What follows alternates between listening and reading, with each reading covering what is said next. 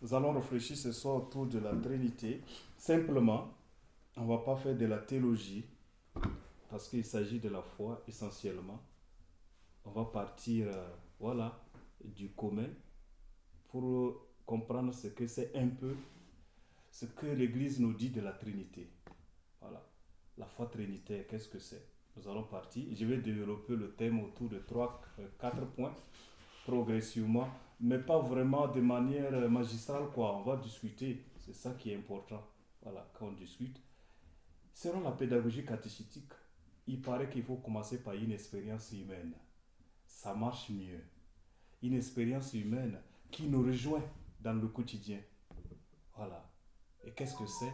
À chaque fois, il faut aller trouver, en tout cas, un point dans notre expérience qui rejoint le thème que nous allons développer, sur lequel nous allons réfléchir. Et en ce qui concerne la Trinité, qu'est-ce qui vous vient en tête comme une expérience humaine qui peut être comparée à la Trinité, par exemple? Une image, je ne sais pas, une image, une parole, je ne sais pas. Tout genre, il n'y a pas de censure.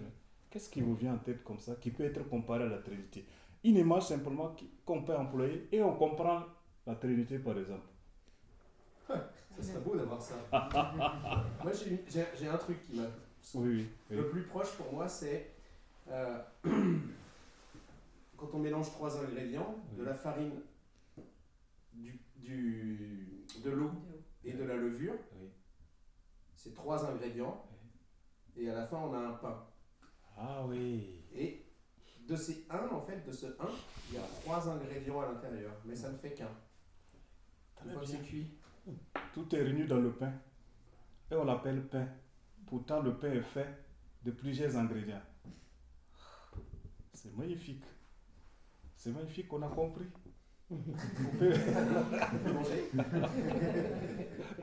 Merci beaucoup. C'est un exemple vraiment qui nous éclaire. Hein. Ça, c'est vrai. Tu vois, je n'ai jamais pensé à ça. Hein. Ah oui. Ah oui. Voilà, on peut continuer. Comment les gens. Ce qui vous vient en tête, hein, qui peut être comparé. Les branches de la croix. Les branches de la croix, oui. Il y a 3 branches et pourtant c'est une croix. C'est ça. C'est les branches de la croix. Et qui dit même le signe de la Trinité. Au nom du Père, et du Fils, et du Saint-Esprit. Notre signe de croix est trinitaire. Oui. Bon, les choses sont simples quand même. Hein. Bon. Voilà, qui d'autre? Quelle autre image qui vous vient à la tête? Les symboles. La colombe, voilà. La croix pour Dieu le Père et la croix avec le Christ pour Jésus. Exactement.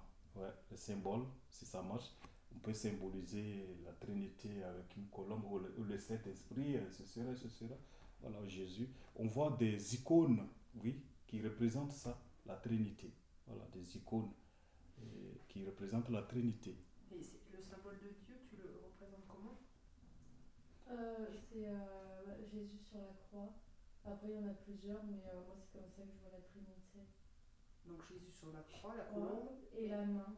Ah, la main du Père. Voilà. Ouais. Il y a un tableau qui représente ça. Tu vois que la main, mais tu ne vois pas la personne. Voilà. Qui représente la Trinité. Ouais. Puisque chacun donne un exemple, moi aussi je vais donner un exemple. Moi, c'est à partir de nos noms. Quand on dit, si quelqu'un vient tout de suite, si Prosper revient, il rentre dans la salle, il dit que tous ceux qui sont des êtres humains qui s'élèvent, comment on va faire? Tous ceux qui sont des êtres humains dans cette salle qui s'élèvent, quelle serait notre attitude? On se lève. On va tous s'élever, n'est-ce pas? Oui. Voilà. 1, 2. S'il commence à dire toutes les femmes dans cette salle, qu'elles s'élèvent, on va s'élever tous? Que les femmes. Que les femmes. 3. Si il arrive, il dit tous ceux qui s'appellent Alain Jean dans cette salle, on va tous s'élever? Bah non, il y en a qu'un. Il y a qu'un Alain déjà.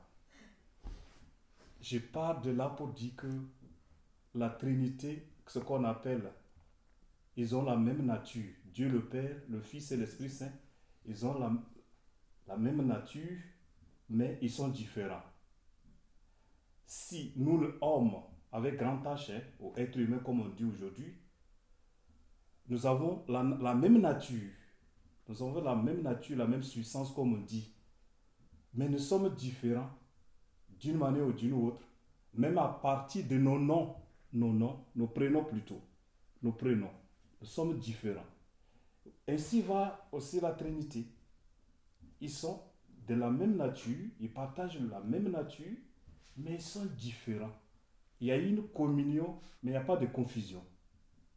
Il y a une communion mais pas confusion. Voilà. Un autre exemple, ça c'est une légende maintenant, j'ai deux légendes. La première, il y avait un étudiant, un collègue, qui s'est donné ce problème-là à ce qu'on appelle les propositions aux universités. Il a fait une proposition sur la Trinité. Mais il faut défendre ça devant des théologiens et tes cheveux là vont finir. Et là, il fallait défendre. Il a passé 2 heures à défendre. À la fin, le prof dit, mais je n'ai rien compris de tout ce que tu as dit là. L'étudiant, au lieu de se désarmer, vous voyez ce qu'il a dit? Il dit, effectivement, ce n'est pas fait pour comprendre. C'est fait pour croire. Et c'est ça qui doit donner 18 sur 20. C'est sûr. C'est ça qui doit donner, ce simple mot-là, qu'il a racheté. C'est fait pour croire et non pas pour comprendre. La Trinité est faite pour croire et non pas pour comprendre. C'est compliqué. Et Saint Augustin, mon saint patron, lui qui s'est cassé sa tête tellement à vouloir comprendre les choses compliquées, philosophiquement, théologiquement, il s'est promené un soir au bord de la mer. Parce qu'il cherchait à comprendre le sens de la Trinité. Il voit un gamin, un petit enfant, qui prenait l'eau de la mer là, avec un petit récipient comme ça là, et il mettait ça dans un petit trou. Et l'enfant faisait les va-et-vient. Il s'approche, il demande à l'enfant, qu'est-ce que tu es en train de faire? L'enfant lui dit, tu vois l'eau, toute l'eau de la mer, je vais la mettre dans ce trou là. C'est mon projet, c'est mon objectif. Augustin, il rigole, il dit, mais je le dis avec mes mots maintenant, mais ça ne va pas, hein. Mais tu es fou là. Cette eau-là, tu veux la mettre dans ce petit trou, l'immensité de cette eau-là, de la mer. L'enfant lui dit, écoutez, si vous arrivez à comprendre le sens de la Trinité, moi aussi je peux mettre l'eau dans ce petit trou. Et en ce moment, l'enfant disparaît. C'est là qu'il a compris que c'est un message du ciel, que c'est Dieu qui lui a révélé cela. Là, il commence à réfléchir autrement. La Trinité, ce n'est pas fait pour comprendre, mais c'est pour croire. Compliqué. Voilà, très compliqué. Donc, c'est pour dire que nous allons réfléchir sur la Trinité. Par quel bout, par quel auteur? On va prendre un auteur, même à partir de la Bible. Oui, bien sûr, parce qu'on fait la catéchèse aujourd'hui à partir de la Bible. Mais au bout de compte, nous n'avons que des questions toujours. Ça débouche sur des questions. Qu'est-ce que c'est la Trinité finalement? Donc aujourd'hui, tout simplement, je voulais passer à partir de 3-4 points et pour vous proposer cette réflexion. Il y aura une petite introduction et puis le premier point, c'est la genèse de la Trinité. La genèse de la Trinité. Nous allons réfléchir sur la genèse, c'est-à-dire à l'origine, qu'est-ce qui a été dit, voilà, de la Trinité. Et puis, à partir d'un auteur, André Duplay, nous allons parler aussi de la Trinité.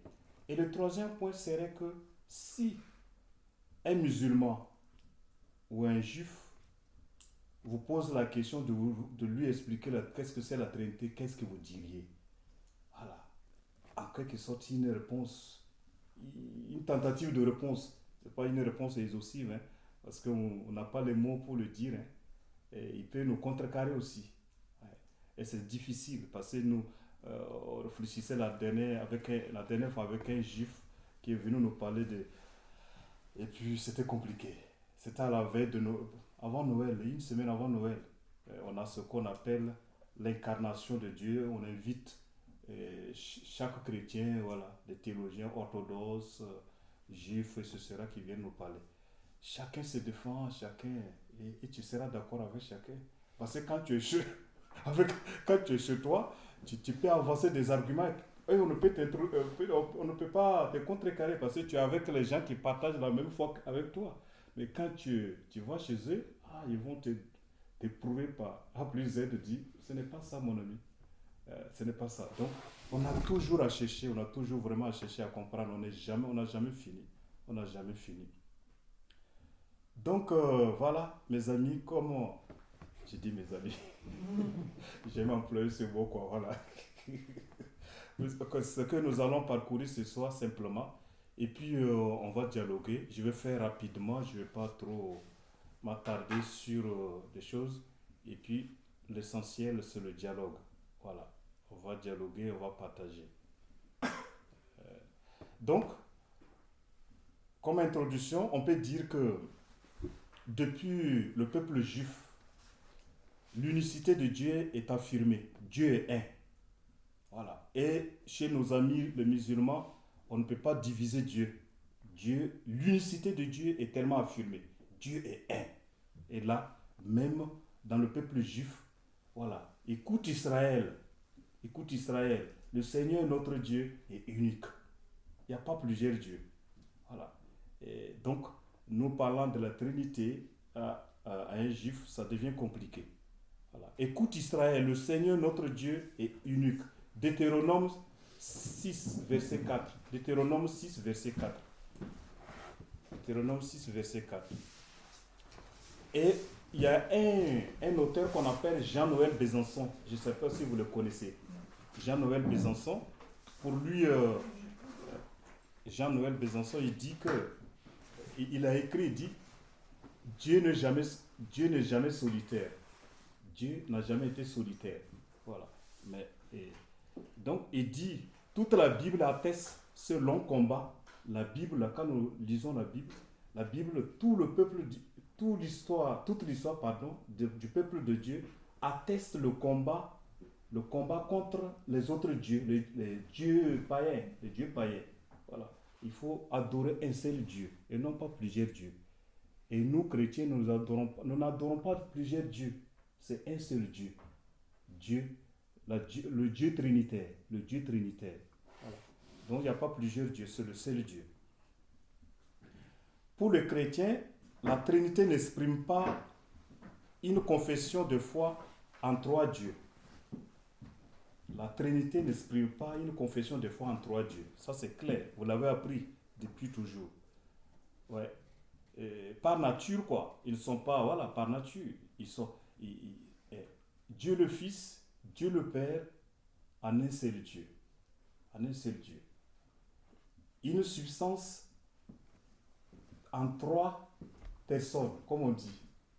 Comme j'ai parlé de notre domination, notre nature humaine, nous partageons la même nature, mais nous sommes différents. Il en est ainsi aussi pour la Trinité. Voilà. Mais ils sont de même nature, mais ils sont différents. Et puis, Jean-Noël Besançon, toujours en s'appuyant sur quelques auteurs, André Dupulet et autres, il essaie d'expliquer vraiment en profondeur ce que c'est la Trinité, Dieu trinitaire. Et c'est ce que nous aussi nous allons essayer de faire ce soir. En balbutiant, ce n'est pas vraiment en disant les choses de manière sûre et absolue, parce qu'on ne peut pas s'affirmer de manière absolue sur la Trinité. Il y a toujours des questions, on laisse toujours des questions. Donc, allons vite. Le premier point, c'est la genèse de la foi trinitaire. La genèse de la foi trinitaire. Deutéronome, j'avais dit. Oh bien, c'est pas ici. 6-4, oui, c'est ça. Oui.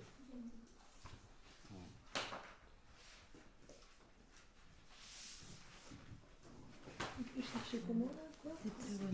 Non, vous pouvez laisser d'abord. Nous sommes au premier point, la genèse de la foi trinitaire. a dit l'origine de la foi trinitaire. Donc, vous allez voir que depuis toujours, Dieu se révèle un être en relation. Dieu n'est jamais seul. Dieu est un être en relation. Voilà. Dieu est relation. Dieu, le Fils, Dieu, Esprit, Dieu le Père. Voilà. Dieu est un être de relation. Quelqu'un me disait, Dieu partage tout sauf son être de Père. Dieu partage tout. Dieu ne peut pas vivre seul. Donc le chrétien aussi est un être en relation, comme Dieu. Parce que Dieu est un être en relation. Il est un être relationnel, pour le dire simplement. Relation, voilà, avec autrui. Nous, chrétiens, nous sommes appelés à vivre cette relation-là. Dieu est essentiellement un être de relation. Certes, depuis toujours, il se révèle comme Père. Dieu, il est Père. Il est origine sans origine. C'est lui qui engendre le Fils et de qui procède l'Esprit. Mais Dieu, il est origine sans origine. Il a tout créé, lui, Dieu. Il est à l'origine de toutes choses. Est-ce que je me fais comprendre? Voilà. C'est bon? Il engendre le Fils. Ah oui. Dans l'Esprit Saint. C'est ça qui est compliqué. Je sais pas que c'est très compliqué. Ah d'accord. Donc, lui, il est à l'origine de toutes choses.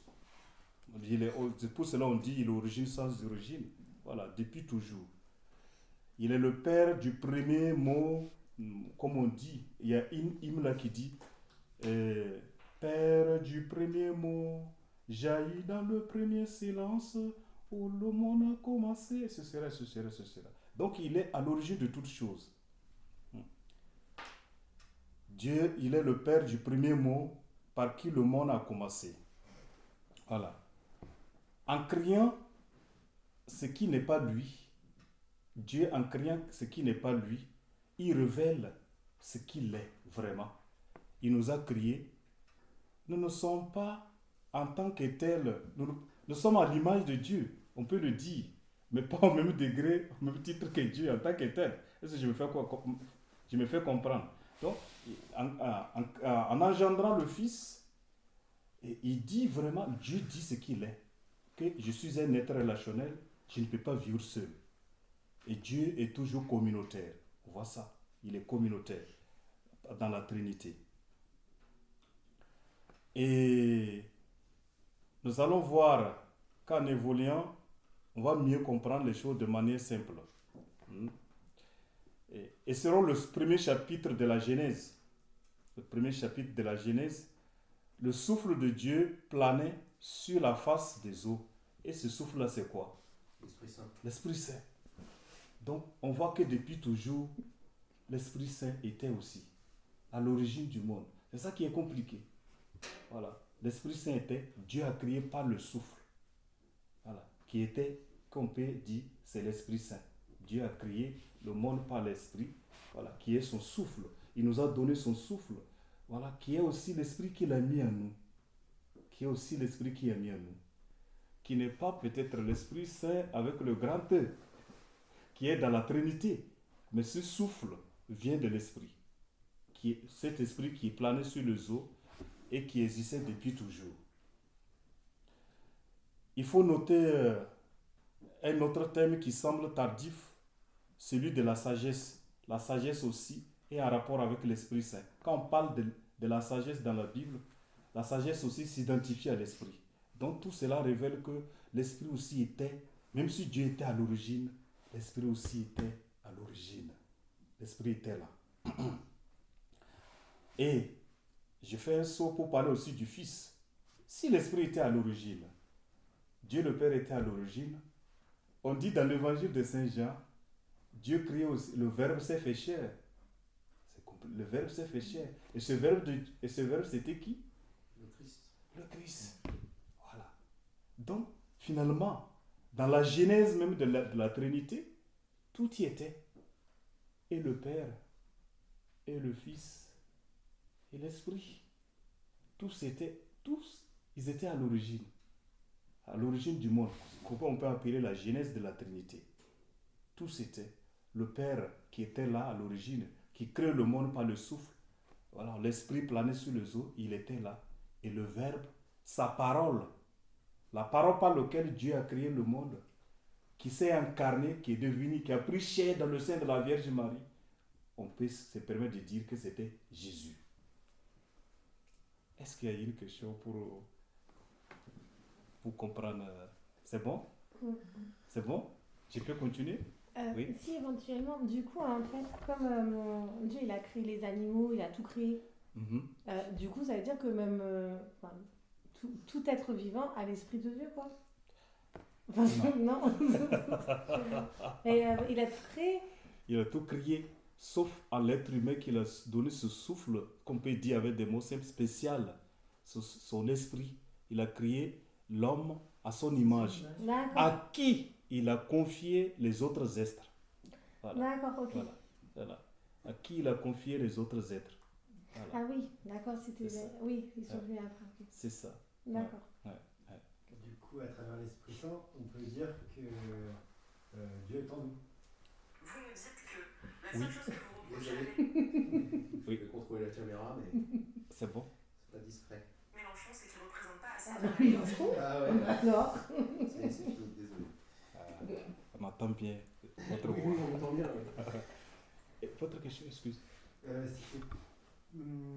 À travers l'Esprit Saint, Mhm. on peut dire que Dieu est en nous à travers l'Esprit Saint et nous guide dans notre vie de tous les jours. Oui, quand on dit nous sommes créés à l'image de Dieu, c'est pas physiquement, c'est ce souffle qu'il a mis en nous. Ouais. Ce souffle qu'il a mis en nous à l'origine.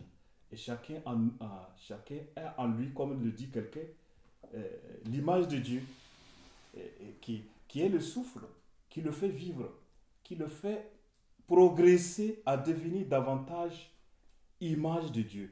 Cette image nous est donnée, mais elle est appelée à parfaire, à être, voilà, à grandir. C'est ça le but de notre cheminement à la suite du Christ. Voilà. Donc, ce n'est pas l'image de Dieu donnée une fois pour toutes et parfaite. Voilà. Elle est à parfaire. Voilà. Elle est donnée. On peut déformer cette image-là. D'accord. On peut déformer cette image en nous. On peut étouffer le souffle de Dieu en nous, en quelque sorte. Et cependant, quelqu'un dit, on peut ressembler parfois aux animaux en ce moment. Quand on étouffe, on va plus agir comme les êtres humains. Ah, on va agir autrement. Et parfois, on demande à l'Esprit Saint de nous inspirer pour une tâche ou une autre. On se confie en lui aussi. Oui. Ouais. On dit aussi mon Dieu aide-moi, mais on demande à l'Esprit Saint de nous inspirer pour un examen, pour quelque chose comme ça. Oui. Enfin, moi, je sais que Non, c'est moi, c'est juste. ce que je faisais. Oui, c'est ce que je c'est fais ju- toujours. oui, c'est juste ce que vous dites. On dit que les apôtres à Jérusalem, quand ils ont décidé, ils ont dit quoi? L'Esprit Saint est nous. Et quelqu'un interprète ça, disait l'Esprit devient l'air nous. Il fait partie de l'air nous. Mais en même temps, on l'invoque. Oui. On l'appelle. On l'invoque. Ouais, on l'invoque. Et comme quelqu'un dit, la prière, il suffit simplement d'écouter ce Dieu en nous. Voilà. Mais pour écouter ce Dieu en nous, on a besoin de l'invoquer pour qu'il nous aide à rentrer en nous-mêmes, pour écouter Dieu qui nous parle au-dedans de nous-mêmes. On a besoin de l'appeler. Voilà. Ouais. Ouais.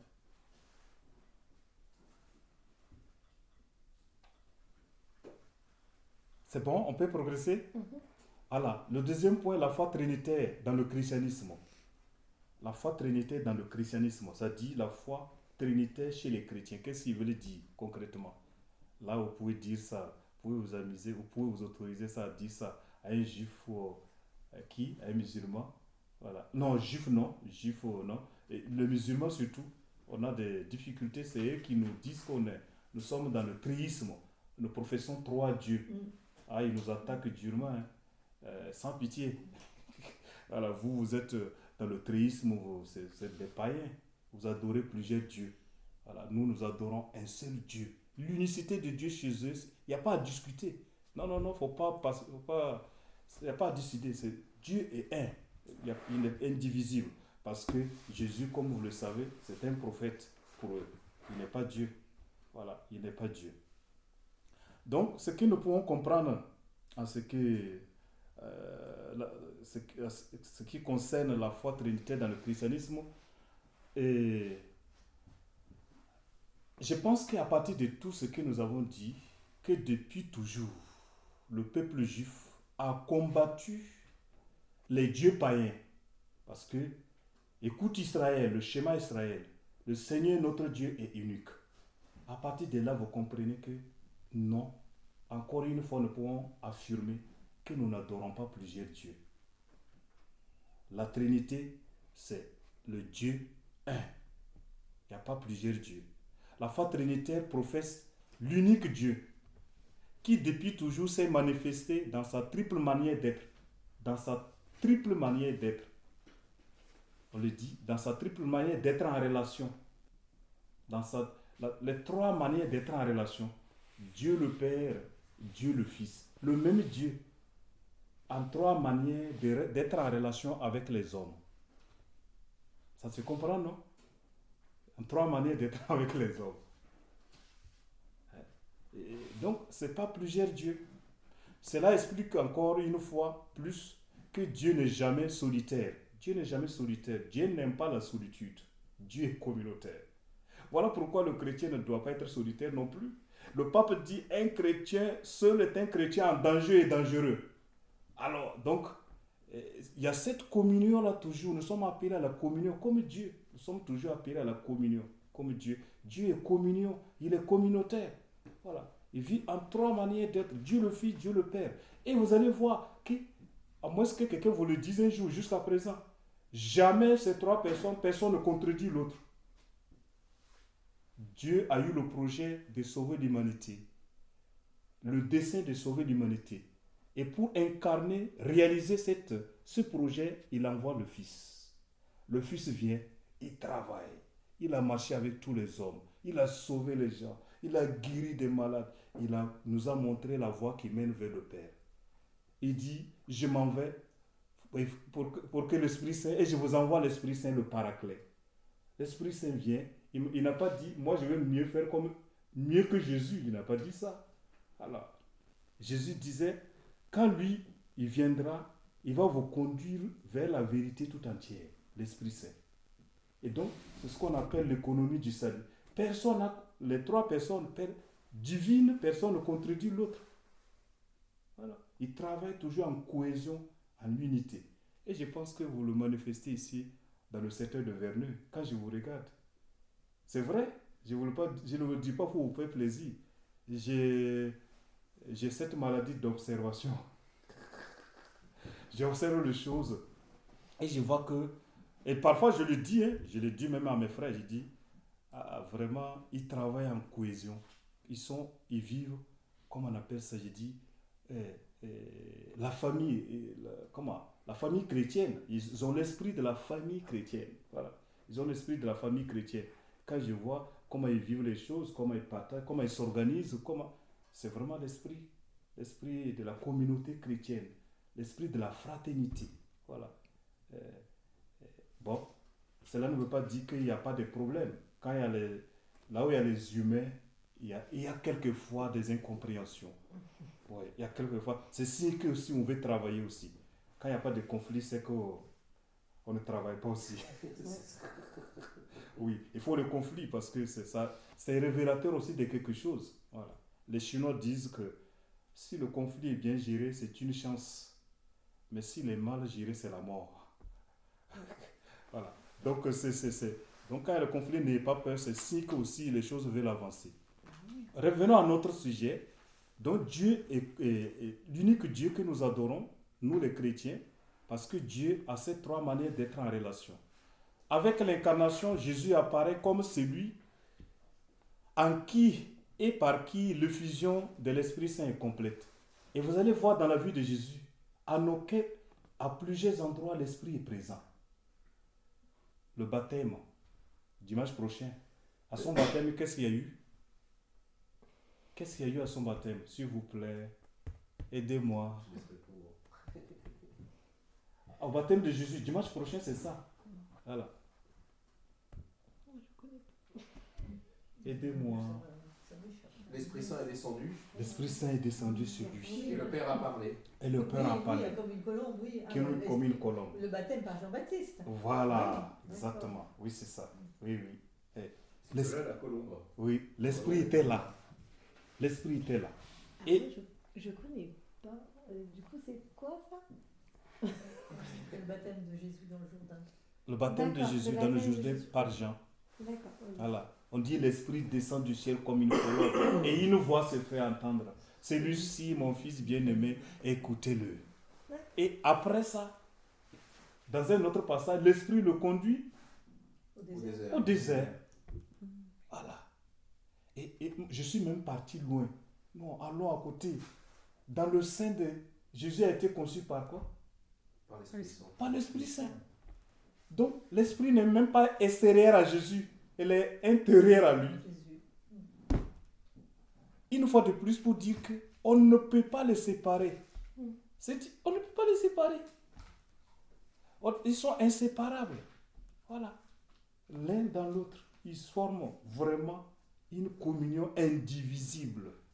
Une communion indivisible. Voilà. Le Père engendre le Fils dans l'Esprit Saint. En une seule phrase. Le Père engendre le Fils dans l'Esprit Saint. Voilà. Le Père engendre le Fils dans l'Esprit Saint. Et c'est tellement beau. C'est tellement beau. Et là, vous pouvez le tenir et dire non, voilà nous, notre Dieu là, c'est un seul Dieu. Ce n'est pas plusieurs dieux. Donc, toute la vie de Jésus est placée sous le signe de l'Esprit. Toute la vie de Jésus est placée sous le signe de l'Esprit. Il a été engendré conçu par l'Esprit Saint, engendré par le Père dans l'Esprit Saint, baptisé, l'Esprit se manifeste, l'Esprit le conduit au désert. Toute la vie de Jésus, l'Esprit est là. L'Esprit est là. Et le Père n'est pas absent non plus. Il est là. Parce qu'il le prie à tout temps. Il se retire. Voilà, il prie le Père. Vous voyez que là, il n'y a pas besoin d'aller loin encore pour dire qu'ils sont un seul Dieu. Ils forment un seul Dieu. L'Esprit n'est pas intérieur à Jésus. L'Esprit n'est pas extérieur à Jésus. Et Jésus n'est pas extérieur au Père. C'est quand même. Je sais que c'est dur à comprendre, hein, mais Oui. c'est quand même bizarre que le Fils prie le Père. Ouais, c'est ça. S'ils sont un, Mm. le Fils prie quand même le Père. Mhm. Ouais. Est-ce que Tu c'est as pas raison. parce qu'en fait, le Fils il est sur terre et que le Père il est pas. Enfin, c'est que son esprit qui est là. Donc en fait, quand on veut prier, c'est qu'on y pense, non? Enfin, Oui. là, chacun croit ce qu'il veut, quoi. J'ai pas la réponse. Laetitia. D'accord. Après, j'entends, c'est-à-dire que on voit bien, selon Augustin, l'esprit fait partie du Fils en fait. Hein. Oui. Ce que tu as dit. Oui. L'esprit fait partie du Oui, oui. Fils. Il n'est pas extérieur au Le Fils. Et le Fils, c'est l'incarnation du Père. Oui. Le Fils est l'image du Père, comme il le dit. Qui m'a vu, a vu Le Père. le Père. Jésus est le sacrement du Père, comme on dit. Qui m'a vu? Philippe, depuis longtemps que je suis avec vous et tu ne connais pas le Père? Qui m'a vu, a vu le Père. Mm. Voilà. Pour répondre un peu, une tentative de réponse, le Fils prie le Père, oui. Parce que le Fils sait que il est permanemment engendré par le Père. Il n'a rien de lui, il reçoit tout du Père. Et il y a un auteur, Adolphe Guéché, qui dit Jésus n'est pas venu pour parler de lui, hein. Il est venu pour nous parler du Père. C'est nous chrétiens. Bon, ça fait partie du thème du 24 janvier. C'est nous chrétiens qui passons notre temps à parler de Jésus. Mais Jésus est venu, écoutez bien l'évangile, il nous parle que du Père. C'est vrai, c'est vrai. Le jour qu'on m'a dit ça, j'ai dit, mais ah oui, comment se fait-il que je ne me suis même pas rendu compte de ça? Et nous, notre discours est tourné vers Jésus. Mais Jésus, son discours est tourné vers le Père. Voilà. Monsieur, quand il dit je suis le chemin, c'est le chemin vers le Père. Exactement. Le chemin vers le Père. Ouais. Donc Jésus, et c'est Emmanuel, comment il s'appelle un Français, comment il s'appelle François Xavier Girouel, il dit Jésus est permanemment engendré par le Père. Il reçoit tout du Père. Voilà pourquoi il prie le Père. Il sait qu'il n'a rien à lui. Jésus n'a rien pour lui. Il reçoit tout du Père. Il dépend du Père. Voilà pourquoi il prie le Père. Ouais. Voilà pourquoi il prie le Père. Il reçoit tout permanemment. Même sa naissance, sa résurrection, tout. Le Père l'a ressuscité dans l'Esprit Saint. Voilà. Donc, il a intérêt, si je peux dire, à l'intérêt, à prier, à garder cette relation permanente, à entretenir cette relation permanente avec le Père. Parce qu'il ne reçoit rien d'autre de lui-même. Il n'a rien propre à lui, sinon du Père. Il n'a rien propre à lui, sinon du Père. Ce qui a amené certaines discussions dans l'Église il y a longtemps sur le fait qu'il pouvait y avoir une hiérarchie entre les trois. Une hiérarchie, ça dépend des auteurs, tu vois. Quand vous prenez un auteur tel, il va te dire ceci, l'autre te dit là. Mais qu'est-ce que l'Église dit? La hiérarchie, on se prononce timidement là-dessus. On a peur. On a peur de se prononcer là-dessus parce que la hiérarchie, finalement, peut ne pas exister, même si le Père est origine sans Père et sans origine. Il est origine sans origine, parce qu'il n'a pas été engendré, le Père. C'est lui seul qui n'a pas été engendré, le Fils a été engendré. Je me fais comprendre? Donc, c'est lui qui est à l'origine de toutes choses. On pourrait toutefois dire que, comme il est à l'origine de toutes choses, que c'est par lui, c'est lui qui est à la tête, s'il faut le dire. Peut-être c'est lui qui est à la tête, c'est lui qui est à l'origine de toutes choses. Maintenant, quand on regarde la genèse de la Trinité, les trois personnes étaient là. Ça devient compliqué. Je suis perdue. Aujourd'hui, non, mais moi, je respecte beaucoup le frère Augustin parce qu'aujourd'hui, c'est le truc le plus balèze qu'on va faire pendant 2 ans. Ah ouais, oui. D'accord. C'est vraiment, enfin, il n'y a pas de réponse. 2, c'est pas de notre niveau de toute manière les réponses. Et beaucoup de courage au frère Augustin pour nous transmettre ça parce que c'est compliqué. On n'aura pas fait compliqué en moi, ça me perd en fait maintenant. Non, mais bon? Parce que on dit notre Père qui est aux cieux et tout. Et du coup, en fait, c'est qui? C'est Jésus, c'est Dieu. Enfin, c'est Père, c'est quoi? Ça, je sais plus moi. Notre Père, on s'adresse à Dieu. Et du coup, on s'adresse à Dieu. Et Jésus qui nous a enseigné cette prière même, c'est de s'adresser à Dieu. Voilà. Comment? Je dis, moi, c'est le contraire, ça m'aide. Ah ouais? Ah, moi, ça me plaît. Parce que l'Esprit Saint, pour moi, c'était un truc vaporeux qui n'avait pas de sens.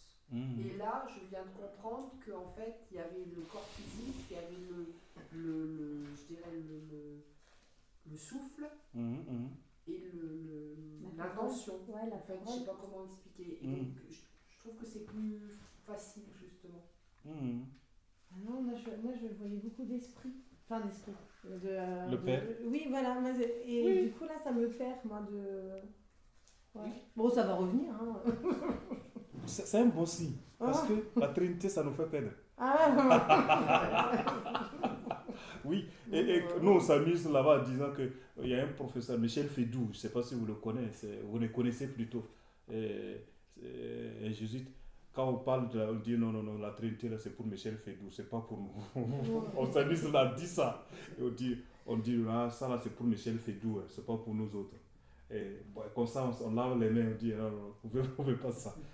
En fait, c'est pour dire que c'est tellement dynamique, on ne peut pas dire c'est A plus B, point. C'est compliqué. Ouais, c'est compliqué. Mais à la fois, c'est facile à comprendre, à saisir, mais ça laisse toujours une porte ouverte à des questions à se poser. Le Père, c'est lui qui est à l'origine, après c'est le dit de tout. C'est lui visiblement qui fait intervenir, qui fait intervenir toutes choses. Oui. Voilà. À l'origine, c'est lui qui a le projet de créer le monde. Et il fait intervenir la parole et l'esprit, en quelque sorte. Donc le Père reste vraiment essentiel. L'origine sans origine. Comme on dit avec de gros mots, la cause sans cause. C'est le Père. Ouais, la cause sans cause, c'est le Père. C'est le Père, Dieu le Père. Dieu le Père. Tout tient de lui, tout tient de lui. Voilà. Tout tient de lui. Et si Jésus, on peut dire que tout tient de Jésus, c'est parce qu'il partage tout avec le Père. Donc voilà. En fait, c'est comme si le Père, lui, il pouvait pas venir sur Terre. Donc du coup, en fait, c'est... Voilà. Jésus, c'est le Père. Oui. C'est On dit l'incarnation. l'incarnation du Père. Ok. Ouais, Jésus est l'incarnation du Père. Et c'est Ouais. Dieu s'incarne dans notre humanité à travers le Fils. Voilà. C'est bon? Vas-y, Ah, pardon. pas de souci. Non. Et c'est pour ça que dans le credo, on dit qu'il sera assis à la droite de Dieu le Père. Et on ne dit pas que ce sera le Père.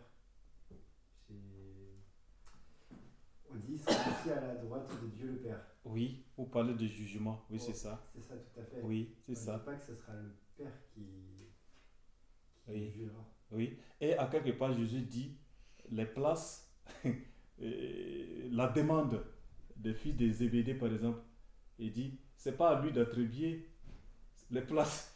Celui qui est à l'origine de ces places, celui qui a l'autorité, on peut le dire avec ces mots, c'est le Père. Voilà. Donc, Jésus même est conscient qu'il tient tout du Père, comme je viens de le dire. Il ne dépend que du Père. Donc, quand même, le Père qui est à l'origine, voilà, de la source sans source. Voilà. Les autres viennent de cette source-là, en quelque sorte. Ou bien, ils se déploient de cette source. Voilà. Eh ben, ok. Oui. Et j'avais une autre question qui m'intrigue, Mhm. c'est que j'ai l'impression justement que quand on n'est pas baptisé, parce que c'est ce qu'on disait, quand on reçoit le baptême, il y a le Saint-Esprit qui vient, et j'ai l'impression que du coup quand on n'est pas baptisé, enfin, c'est très personnel, mais je m'adresse plus à Jésus, et j'ai l'impression que d'un autre côté, il y a quelque chose qui manque quand on n'est pas baptisé. Pourtant, je vais à la messe, mais il y a quelque chose qui manque, et ça serait le Saint-Esprit qui bouclerait la boucle, si je peux dire.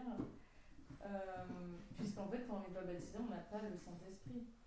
Et pourtant, Ah bah si. Si, Mais la justement, naissance. c'est une question que je me posais. Vu qu'on dit que le Saint-Esprit descend sur Ça, nous tu au ne l'as moment pas du développé. baptême. Mais tu l'as. Ah, donc on l'a même avant Moi, le je pense, baptême. je pense qu'à partir du moment où On le a reçoit au foi, en baptême. fait, on a le Saint-Esprit, juste que le baptême, Oui. en fait, là, ça y est, on est avec lui. Enfin, Je pense on est. juste Oui, vas-y. parce que j'ai une image. Mhm. Il y en a certains d'entre vous qui sont venus pousser la porte de l'église, non baptisés.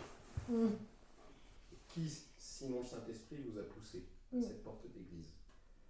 Donc même si vous n'êtes pas encore baptisé, il agit déjà. Il vous parle, il communique avec vous, et puis et c'est vous qui prenez cette décision de suivre ou pas. bah oui, sinon on vient pas. Donc en fait, c'est que, enfin là, comme toi, je vais parler de manière personnelle. Moi, avant, je pensais pas du tout me faire baptiser. J'ai 37 ans.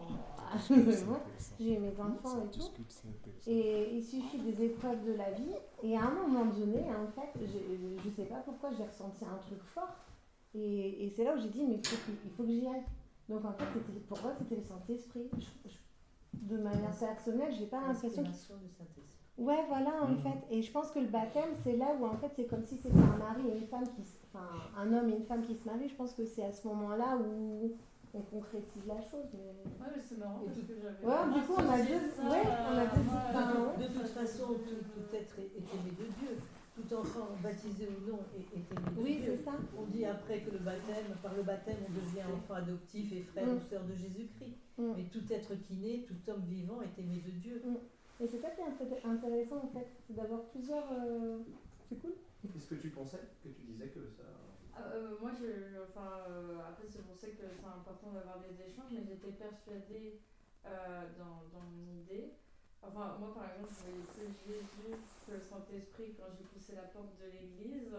Et j'étais plus... après, peut-être parce que vu que je suis dans une famille qui n'en parle pas, la première image qu'on a, c'est Jésus-Christ. Mais du coup, j'avais vraiment cette impression qu'on a le Saint-Esprit, aussi par les représentations qu'il le montre au baptême ou autre. J'ai vraiment cette image que le Saint-Esprit s'acquiert quand il y a le baptême et qu'il agit pleinement quand il y a le baptême.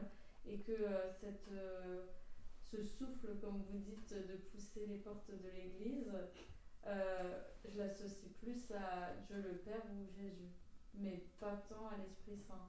L'Esprit Saint, je le mettais vraiment dans le baptême et la vie de chrétien pleinement accompli, qui s'accomplit avec tous les sacrements qu'on a dans une vie. Mais c'est vraiment cette image, et c'est pour ça que c'est important d'en parler, parce qu'on peut avoir des images différentes. C'est ça qui est intéressant. Sur ça. C'est difficile d'établir noir au blanc dans la Trinité en quelque sorte. Je pense que beaucoup l'ont dit, parce qu'il n'y a pas de noir au blanc, ou de trancher. Voilà. C'est difficile de trancher, de dire que c'est à tel moment c'est l'Esprit qui agit, à tel moment c'est Jésus qui agit, ou à tel moment c'est le Père qui agit. C'est vraiment difficile de trancher de telle manière. Et même, je ne pense pas qu'ils agissent peut-être même de telle manière. Des gens qui disaient, l'Esprit nous pousse, l'Esprit agit en nous, même avant le baptême. Et voilà, même avant le baptême, il nous pousse. Et c'est parfois quand on est animé, voilà, qu'on se met on se met sur la route de la recherche, on recherche. Voilà, l'Esprit nous guide. Voilà. Mais peut-être par le baptême, on peut être, j'allais dire, recevoir le don solennel de manière confirmée. Pour la confirmation, par exemple. Voilà. Mais l'Esprit agit. Voilà. L'Esprit agit. Et avant le baptême, l'Esprit agit. Alors, monsieur le curé, puisque vous êtes venu. Si je peux ajouter quelque chose comme expérience personnelle. Voilà. Si nous voulons voir creuser l'action de l'Esprit Saint, lisons un peu les actes des apôtres. Dans les actes des apôtres, Luc nous parle beaucoup de l'action de l'Esprit Saint. Sans l'Esprit Saint, il n'y a pas d'évangélisation. Sans l'Esprit Saint, nous ne pourrons jamais nous ancrer dans ce que nous appelons la Seigneurie du Christ, la puissance du Christ. Dieu le Père nous a créés, le Fils nous a sauvés, mais l'Esprit nous fortifie et nous accomplit. Pour atteindre le stade de chrétien adulte, on a besoin que notre vie soit renouvelée tout le temps par le souffle de l'Esprit. Et quand nous lisons les actes des apôtres, nous verrons que les expériences ne sont pas les mêmes. Paul était descendu dans une communauté, Pierre était descendu dans une communauté de non-baptisés où il les enseignait. Et il s'est rendu compte qu'en les enseignant, ils ont reçu le don de l'Esprit, sans le baptême. Alors il s'est dit, mais si Dieu s'est manifesté comme ça, pourquoi nous n'allons pas les baptiser? C'est ça. Alors que nous pensons que c'est avec le baptême que tout commence. Non. Tout a commencé déjà avec notre recherche de Dieu. Cet élan qui nous pousse à ce vide-là que nous avons en nous, que nous essayons de creuser et qui nous fait poser des questions. Et quand moi je reçois des coups de fil au presbytère et je voudrais avoir des informations, je dis, le commando de Dieu est à l'œuvre. Oui, c'est ça. Qui est-ce que j'appelle le commando de Dieu? C'est l'Esprit Saint. C'est le paracommando de Dieu. Les missions difficiles, on l'envoie. Il prépare le cœur à accepter Dieu. Il prépare nos cœurs à rencontrer Dieu. Et l'Esprit est tellement riche que si nous nous laissons envahir, gardons ce mot, se laisser envahir par le souffle de l'Esprit, il dote notre âme de capacité à témoigner du Christ dans le monde. Comment les gens sauront que le Christ est vivant? C'est par rapport à notre témoignage. Et ça, quand nous voyons la première lettre de Paul aux Corinthiens, au chapitre 12 et 13, il parle des dons et des charismes. C'est-à-dire, c'est comme des cadeaux que l'Esprit fait à chacun pour manifester la présence de Dieu parmi nous. Chacun est doté de quelque chose. Mais tous ces dons, c'est pour le bien des autres. Et moi, qu'est-ce que je reçois? Je reçois cette paix intérieure que, malgré les bouleversements de la vie, que je ne perds jamais. Vous ferez l'expérience de ceci. Avant, peut-être, la moindre chose, vous paniquez. Mais aujourd'hui, la même chose se pose. C'est vrai, c'est dramatique, mais on garde le calme et tu te dis, ah bon, comment est-ce que je suis arrivé là-bas? La paix du cœur est signe de la présence de l'Esprit qui anime désormais notre vie. Il fait fleurir notre vie. Alors, je ne sais pas ce que le frère Augustin vous a dit. Moi, je synthétise en disant Dieu le Père nous a créés. Dieu le Fils nous a sauvés. Et Dieu l'Esprit Saint nous a sanctifiés. Il nous a sanctifiés. On peut remplacer le mot sanctifié, ça veut dire il nous a fait saints, c'est-à-dire participants à la vie de Dieu.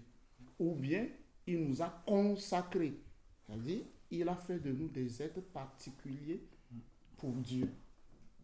Voilà à peu près un schéma simple pour comprendre comment l'Esprit ou bien comment la Trinité agit. Et pour rebondir dans le même sens, à partir des Actes des Apôtres, vous allez voir vraiment que l'Esprit précède l'action de l'Église même. L'Esprit précède l'action de l'Église. Pourquoi je dis ça? Dans les Actes des Apôtres, c'est l'Esprit qui a introduit les apôtres dans le monde païen. Voilà, dans le monde païen, l'Esprit qui les a conduits là. Or, l'Église va mettre des règles. L'Église va mettre des règles. Voilà, parce qu'un juif qui se trouve chez un païen, quand même, c'est un scandale. Mais l'Esprit les pousse au large. Voilà. Et quand vous voyez même la carte des Actes des Apôtres, en commençant par Jérusalem jusqu'à l'extrémité, voilà, en passant par la Samarie, voilà, jusqu'à introduire dans le monde païen, pour dire que l'Esprit, on dit l'Esprit souffle hors du mur de l'Église. On dit cela, l'Esprit souffle hors du mur de l'Église. Pour dire que l'Esprit agit dans la vie des hommes, non pas seulement à travers le sacrement du baptême. Oui, il précède, l'Esprit nous devance au large. Voilà. Il nous devance toujours au large. L'Esprit nous précède. Et c'est lui qui nous indique, même parfois, le chemin à suivre. Et c'est déroutant. Quand tu vas voir les Actes des Apôtres, c'est très déroutant. Parce que eux, s'il s'agissait d'eux, le chemin était clair. Jésus a été envoyé au peuple juif. Voilà. Et ça, c'est clair. Donc, et du coup, l'Esprit, non. Et quelque chose qui est très déroutant, c'est l'élection de comment? Non, les diacres, les diacres dans... Voilà, dans les Actes des Apôtres. Étienne. Ça, moi, quand je lis ça, c'est très déroutant. Lui, il n'avait pas été choisi pour annoncer l'évangile, en quelque sorte. Mais le lendemain même, qu'est-ce que se passe? C'est lui qui annonce la bonne nouvelle. Le service des tables est devenu l'annonce de la bonne nouvelle. Et l'Esprit fait des merveilles à travers lui. Il faut dire que vraiment, l'Esprit nous dévance et nous pousse même à aller là où on n'avait jamais pensé aller. Là où j'avais pensé aller. Vous êtes plusieurs à l'avoir vécu, en tout cas. C'est clair. Vous êtes là. Ah, tu rigoles. Il y a des choses où on dit non, l'Esprit tu t'amènes là où tu n'avais jamais pensé aller. Ou ce que tu n'avais jamais pensé. Peut-être Prosper n'avait jamais pensé à être prêtre. Bon, je n'ai rien dit. Ah oui, j'ai lutté longtemps. Ah oui, c'est ça. Ouais. Il y a des choses comme ça. Si chacun va partager son expérience, vous allez voir qu'il y a des choses qu'on se dit impossibles, non, des choses défendues, l'Esprit alors nous conduit au large. Bref, c'est pour dire, vous avez raison de, voilà, on chemine, hein, on cherche à comprendre. Voilà. Et ces séances sont faites pour ça. On cherche à comprendre parce que on peut penser, voilà, l'Esprit agit de manière vraiment solennelle qu'au baptême, on peut le dire, ou qu'on reçoit l'Esprit abattu du baptême. Mais l'Esprit nous dévance vraiment. Voilà, il agit dans notre vie. Et c'est lui-même qui nous conduit au baptême, je pense.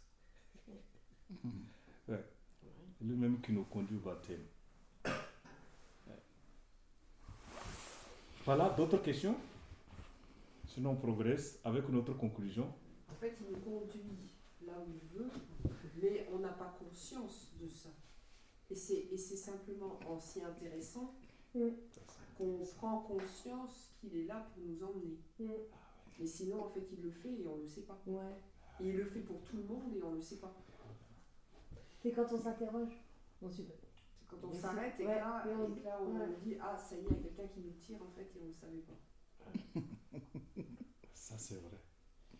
C'est ça. Quand on s'arrête, on regarde en arrière, on fait, comme on dit, un bilan ou une lecture dit, à tel moment clé, il était là. Sinon, comment se fait-il que j'ai pu faire cela ou que j'ai pu faire si. Et c'est quand on regarde, on dit, souvent, quand il est là, peut-être nous sommes absents. Ah oui. Et c'est l'expérience aussi des disciples. Ah, notre cœur n'était pas tout brûlant quand il nous parlait et nous expliquait l'écriture. Voilà. Les disciples d'Emmaüs. Voilà. Et c'est vrai ce que vous dites, hein, c'est très vrai. Souvent, on ne se rend pas compte de l'action de l'Esprit dans notre vie, ou de la Trinité dans notre Ou vie. même, je pense qu'il y a même des moments où on le repousse et où on fait autrement parce qu'on n'est pas décidé. Et puis ça nous rattrape à un autre moment. Oui. Il est têtu. Des Mais résistances. non, mais il lâche pas. Ça nous rattrape de tout le monde. Ça, c'est vrai. Ben oui, il lâche pas. Pardon. T'as raison, Laetitia. Il est têtu. Oui, parce qu'il a peut-être déjà frappé 3 fois à Mais ta oui, porte, hein. oui. Et t'as il jamais vient. ouvert. Des résistances. Il revient, ben Ouais, des résistances, voilà. On résiste, non, pas moi, non, moi. Et puis, il Oui, persiste. pas moi ou pas maintenant. Pas de cette maintenant, oui, c'est façon-là, ça. Ouais. ou- Mhm. Puis on dit non de cette façon-là, puis ça arrive de l'autre côté. Il est têtu, comme dit Laetitia. Il est têtu. Comme Ça, il est têtu, comme je dit confirme. Laetitia. Et plus nous sommes têtus, Ouais. plus il multiplie les initiatives Ouais. pour nous rejoindre. Mhm. Plus on le repousse, plus il multiplie les occasions Mhm. pour se faire entendre, Mhm. tout en respectant notre liberté. Il ne va pas crier fort, mais il va murmurer toujours à notre cœur. Un souffle léger toujours qui nous ramène aux questions essentielles de la vie. Petit à petit, tu commences à te dire, il va falloir que je fasse le pas quand même. Et voilà, il a gagné. Il finit toujours par gagner. Il finit toujours par gagner. Voilà. Tant mieux. Ouais. Et voilà, nous avons, à présent, nous pouvons essayer de dire quelque chose sur l'unicité de Dieu depuis le peuple juif qui a essayé d'affirmer l'unicité de Dieu en luttant contre les dieux païens. Voilà, écoute Israël, notre Dieu est unique, il n'y a pas d'autre Dieu.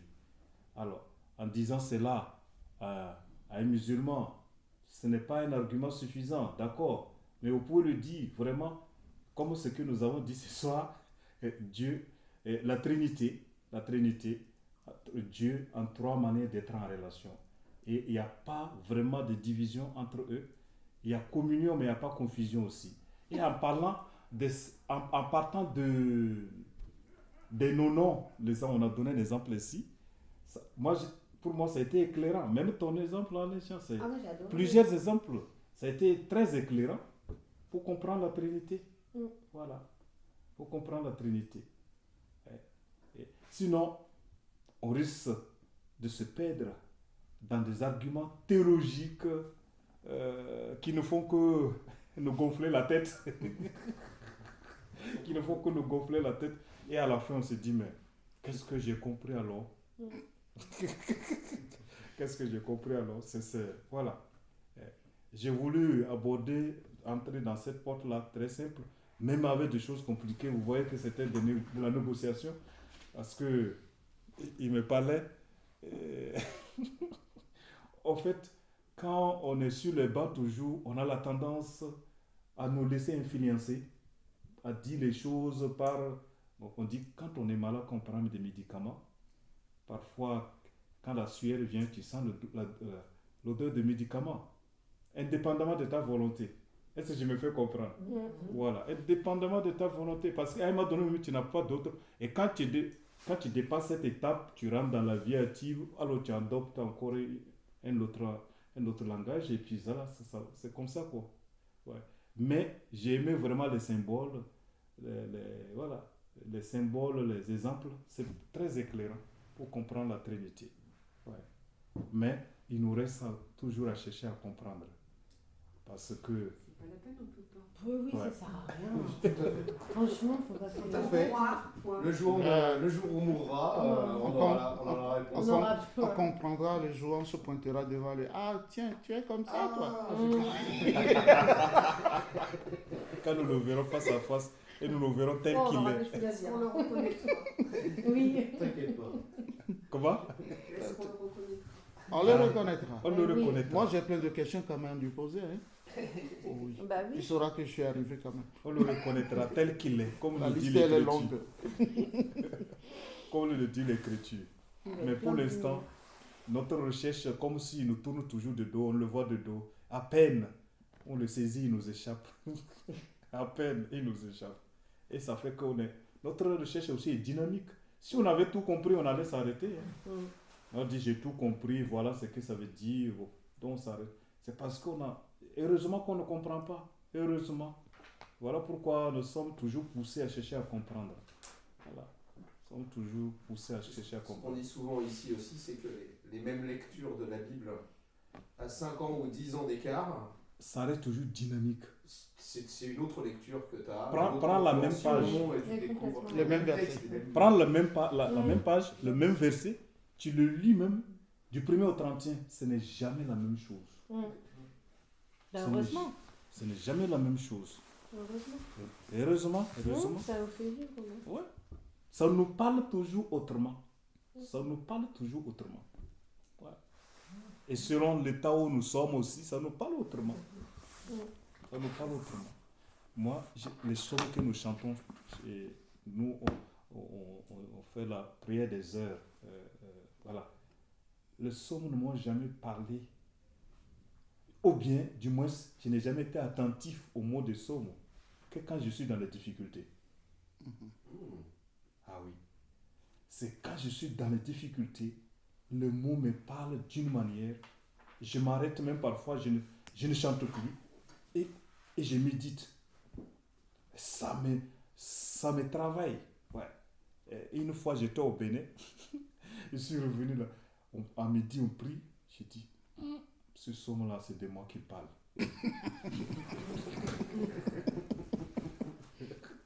Je n'ai pas pu chanter, je me suis arrêté. À la sortie, là, mon coffret me dit, mais pourquoi tu ne chantes plus? Il dit, il fallait que je m'arrête pour mieux écouter ce que le son me dit. Voilà. Et à ce moment, ça nous parle autrement. Or, dans la vie, à un moment donné, on peut le chanter machinalement, sans être attention même aux mots, ce qu'il dit. Donc, je pense que c'est de la même manière que la parole de Dieu en général, elle nous parle vraiment de manière différente. Voilà. Ouais. Elle nous parle vraiment de manière différente. Voilà pourquoi elle est toujours dynamique, heureusement. Souffle nouveau. Voilà. Souffle nouveau. Comme la Trinité. Comme la Trinité.